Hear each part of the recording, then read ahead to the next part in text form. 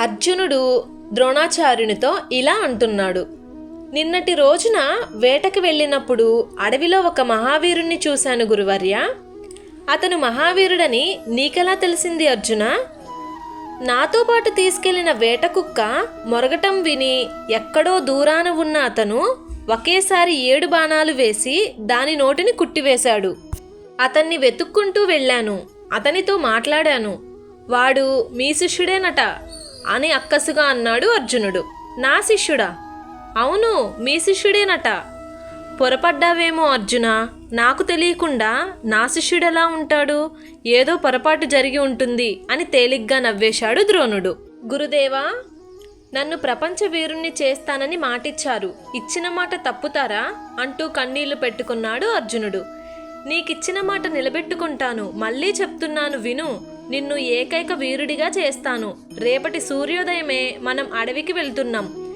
ఇక నీ వెళ్ళి నిశ్చింతగా ఉండు అని అర్జునుణ్ణి పంపివేశాడు.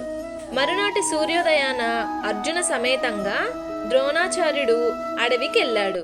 ఎరుకుల గూడానికి దూరంగా మర్రి చెట్టు కింద కూర్చున్నాడు. అర్జునుడు వెళ్ళి ఏకలవ్యునికి ద్రోణ గురువుల రాకను తెలియజేశాడు.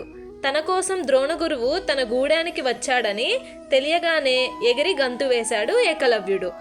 ఇంటింటికి వెళ్ళి అందరికీ చెప్పి అందరినీ పిలుచుకొని డోళ్లు వాయించుకుంటూ కొమ్ముబూరలు ఊదుకుంటూ నీళ్ల బిందెలతో ఎదురు వెళ్ళాడు. ద్రోణుడు అయోమయంలో పడిపోయాడు. ఏకలవ్యుడు పరిగెత్తుకుంటూ వచ్చి ద్రోణుడి కాళ్ళ మీద సాగిలా పడ్డాడు. తెచ్చిన బిందెల నీళ్లన్నీ గురువు పాదాల మీద కుమ్మరించాడు. పూలతో ద్రోణుణ్ణి ముంచెత్తి వేశాడు.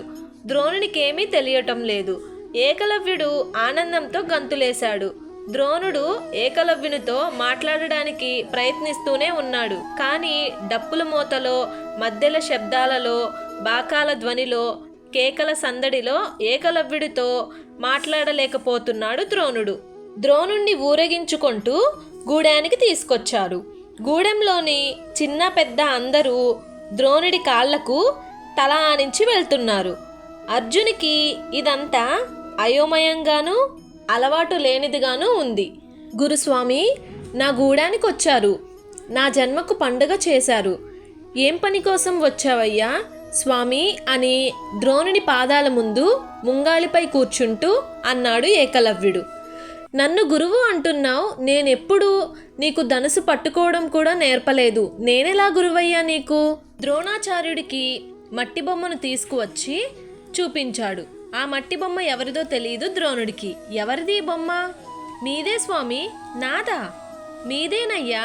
ఈ పొడుగు ముక్కు, పెరిగిన గడ్డం, గుండెల మీద దారం, బాణం లాంటి కళ్ళు, ఇది మీ బొమ్మే స్వామి. ఈ బొమ్మ ముందే నిలబడి మీ పేరు తలుచుకొని బాణ విద్య నేర్చుకున్నాను. దిమ్మెరపోయాడు ద్రోణుడు. ప్రశ్నార్థకంగా అర్జుని ముఖం వంక చూశాడు. తలదించుకున్నాడు అర్జునుడు. ఏం స్వామి, నమ్మబుద్ధి కావడం లేదా? నిజంగా చెప్తున్నానయ్యా. మా అమ్మ మీద ప్రమాణం.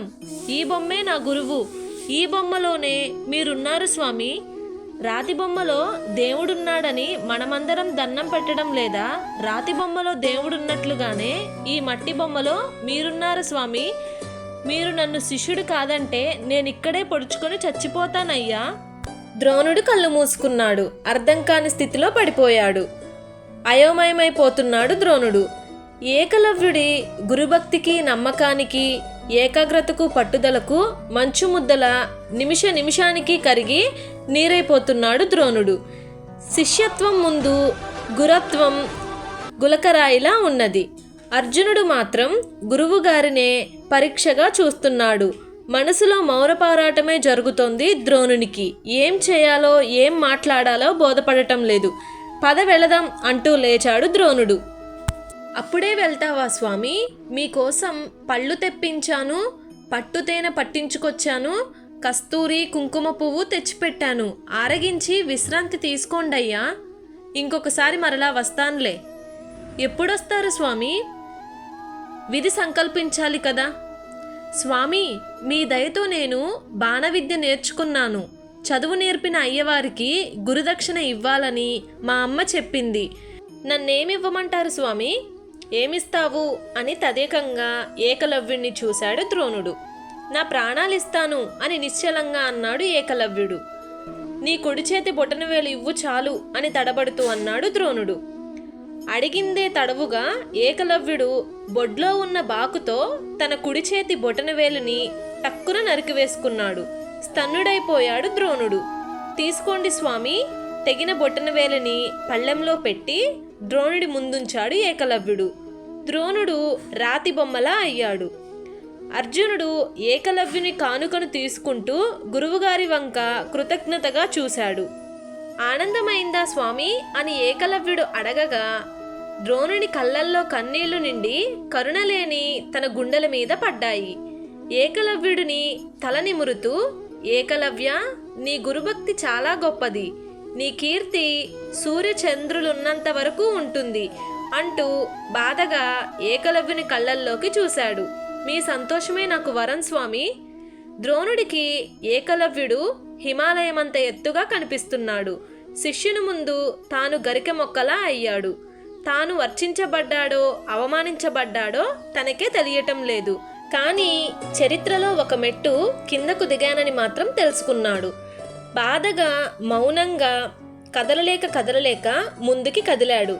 వెనుక నుండి ఏకలవ్యుడి తల్లి ఏడుపు స్పష్టంగా వినిపిస్తూనే ఉంది. గురువైన వాడు శిష్యుల అభివృద్ధి కోరుకుంటాడు గాని వేలుని కోరుకోడు. ధర్మదేవత చూస్తూనే ఉంటుంది. ఏనాడో ఒకనాడు ఇట్టాగే అన్యాయంగానే పోతాడు అని మాతృహృదయం తల్లడిల్లిపోతూ పెట్టిన శాపం